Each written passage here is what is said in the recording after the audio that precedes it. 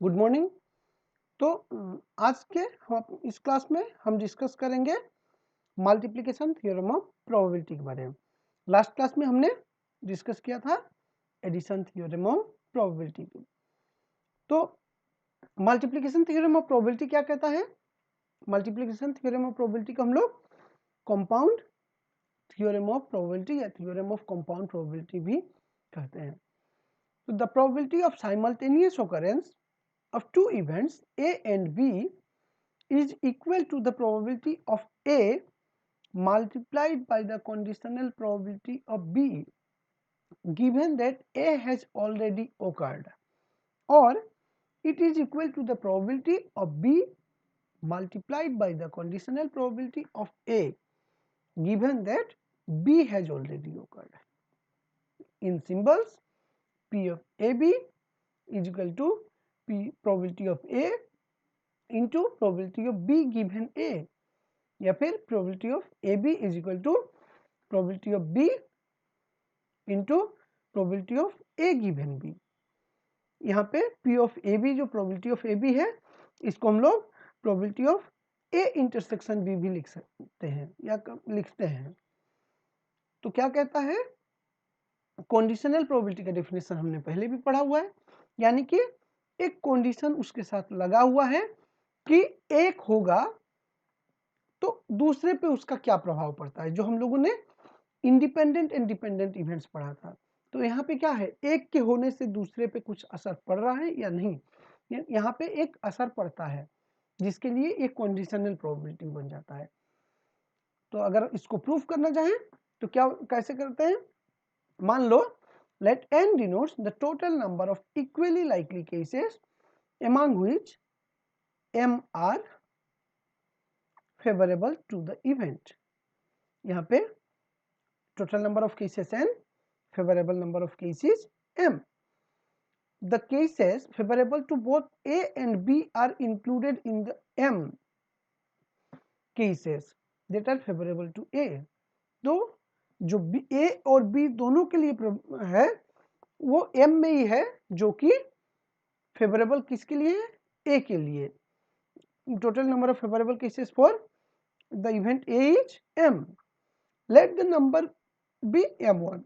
तो हमने पकड़ लिया m1 वो नंबर है, मतलब m1 m से छोटा ही होगा। Then we from the classical definition of probability, probability of AB is equal to m1 by n, probability of A and intersection B यानी कि A B होगा और B B होने का chance m1 by n। Now m1 by n को हम लोग m1 by m into m by n लिख सकते हैं, और m by n क्या है? Favourable number of cases for the event A by total number of cases, यानी कि P of A probability of A into m1 by n। Now since m by n represent the conditional probability of B when A has already occurred, ये m1 by n होगा, यहाँ पे m1 होगा। m1 by m represents the conditional probability of B when A has already occurred, therefore probability of B given A is equal to m1 by m। Now this is because if we assume that A has already occurred, then we have only m equally likely cases left, out of which m1 are favorable to B। thus we have क्या हो जाएगा? P of B given हो A हो गया, तो P of A B is equal to probability of A into probability of B given A। Since the compound events AB involves A and B symmetrically, so we can have probability of AB is equal to probability of B into probability of A given B। तो हम लोग इससे ऐसे proof कर सकते हैं। Now if A and B are independent, अगर A और B इंडिपेंडेंट इवेंट हो जाता है, then probability of B given A is same as probability of B। Then for two independent events, the theorem of compound probability becomes probability of AB is equal to probability of A into probability of B। Therefore the relation क्या हो जाएगा? P of AB is equal to P of B into P of A given B होता, तो A given B यहाँ पे क्या होगा? P of A given B is often used to find the conditional probability of the event probability of A given B. The relation is explained by the cross multiplication. Therefore probability of A given B is equal to क्या हो जाएगा, probability of A given B equal to P of AB by probability of B. ये अगर cross multiplication कर दें, provided probability of B is not equal to 0. Similarly probability of B given A can also be obtained. तो probability of B given A के लिए हम लोग क्या लिख सकते हैं, अगर probability of B given A हम लोग लिखें, probability of A given B हम लोग का आया probability of AB by probability of B. So similarly probability of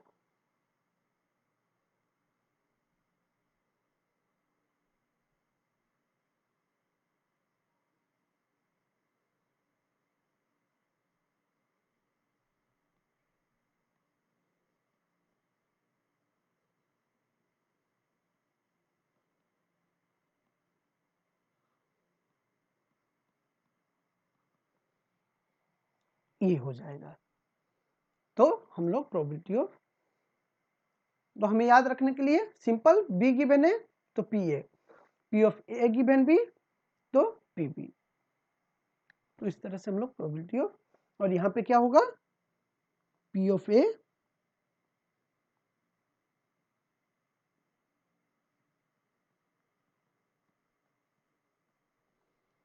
is not equal to 0. तो ये हम लोगों का है मल्टीप्लिकेशन थ्योरम ऑफ प्रोबेबिलिटी. तो अब हमारे पास एक क्वेश्चन है, if A and B are independent events with probability of A is equal to 0.6 and probability of B is equal to 0.2, then find probability of A plus B. तो हमें अगर A and B are independent events हैं, तो हमने अभी थोड़ा पहले multiplication और थ्योरम ऑफ प्रोबेबिलिटी में क्या पढ़ा,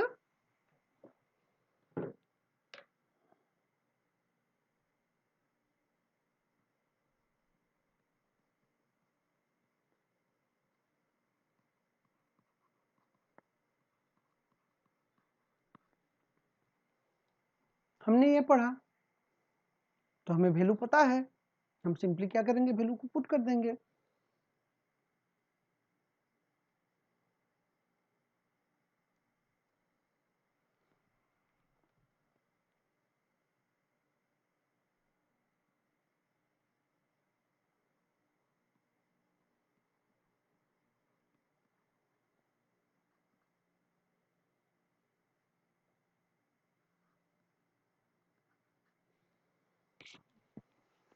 तो ये हो गया हम लोगों का प्रोबेबिलिटी ऑफ ए बी, यानी कि probability of A intersection B.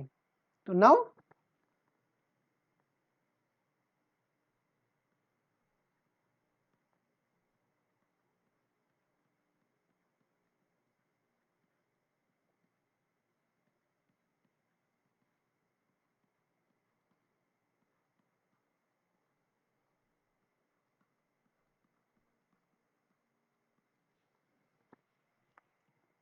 P of probability of A plus B is equal to probability of A plus probability of B minus probability of AB. यानी कि अब अगर हम वैल्यूज को put करें,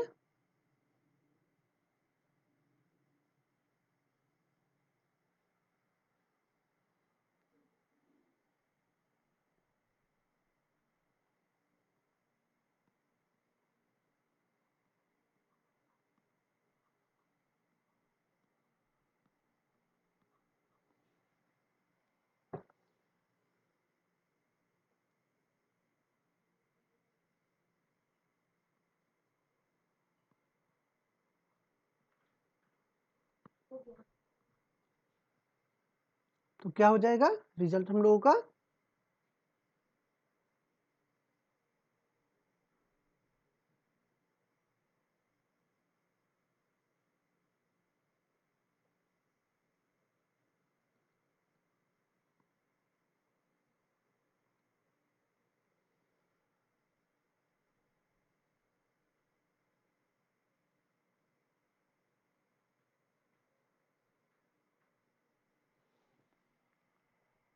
0.68।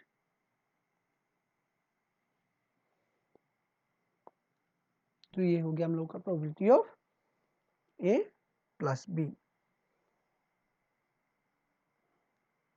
Next और एक एग्जांपल देखते हैं।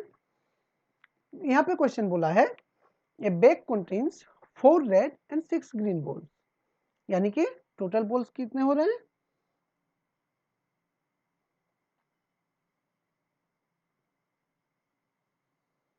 4 plus 10, 6 is equal to 10।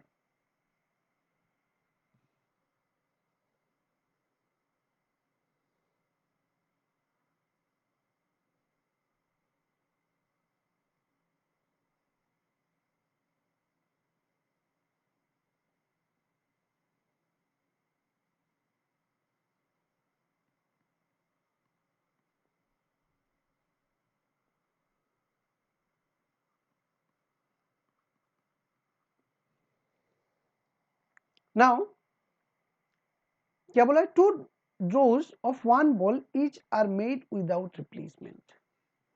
What is the probability that one is red and the other is green? So let A be the event that the ball is red and B be the event that the ball is green. तो probability क्या हो जाएगा red ball का 4/10 and probability of B green ball का 6/10. Now probability of drawing a green ball in the second row given that the first ball is red. अब क्या हो सकता है? बोला 2 बॉल को ड्रॉ किया गया 1, तो पहले अगर रेड आता है तो सेकेंड रो में ग्रीन का चांस क्या होता है? तो जब पहले वाले में रेड आ जाएगा तो टोटल बॉल क्या होगा? विदाउट रिप्लेसमेंट, यानी कि एक बॉल कम जाएगा। तो एक बॉल जब कम जाएगा, यहाँ पे इसीलिए बोला है, यहाँ पे बोला हुआ है विदाउट रिप्लेसमेंट। तो जब हम लोग का एक बॉल कम जाएगा यानी कि प्रोबेबिलिटी हो जाएगा 6/9, since only 9 balls are left out of which 6 are green. Now probability of the combined event A and B is given by, तो probability of A B क्या हो जाएगा? probability of A क्या हो गया? फर्स्ट बॉल इज रेड, तो first ball red का probability 4/10 and second given probability of second ball is green given the first ball is red, तो क्या हो जाएगा 6/9।